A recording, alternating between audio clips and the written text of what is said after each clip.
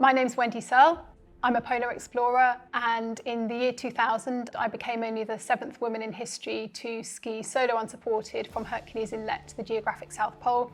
I'm also the expedition manager and a guide for Shackleton.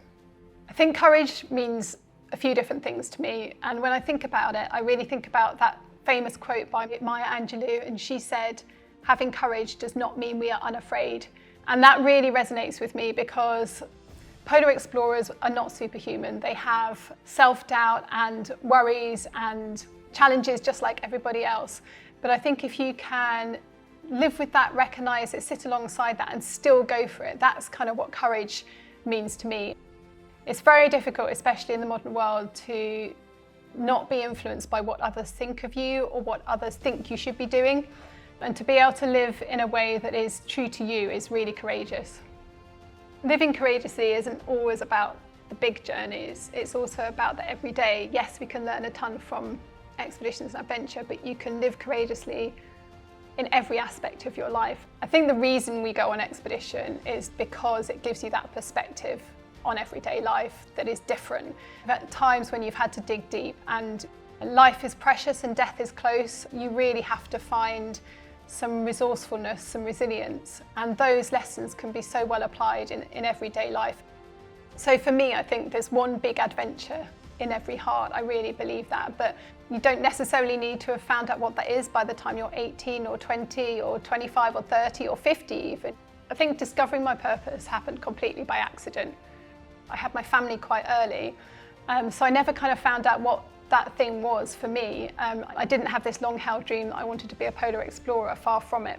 I wanted to do a marathon after I'd had some of my children because I wanted to do something that proved to me that I could do that. And quite a few people at the time were like, "Oh, you could never do that." And that was just a red rag to a bull for me. And I met a team of people who were doing a traverse of Antarctica, and I just got gradually more and more drawn into this world of polar exploration. And it wasn't really so much about the adventures at first, it was actually more about Antarctica itself, this kind of otherworldly, incredible, isolated continent that, you know, so few people have been to. It was much more about that. But then as I began to do more expeditions, I realised how much expedition life can give you, how much adventures can give you, even if they're smaller. They don't need to be a massive kind of polar expedition. Adventures anywhere, if you've got the right kind of mindset. I feel like my mission in life is about showing women, showing mothers, showing women in midlife that it's okay to have something for you. And why wouldn't it be as normal for a mum to go and do something? No one ever asks the dads, do you think what you're doing is risky? Do you think you spend too much time away from home? And until we get to a point where mums doing things is as normal as dads or anyone else, we've still got work to do.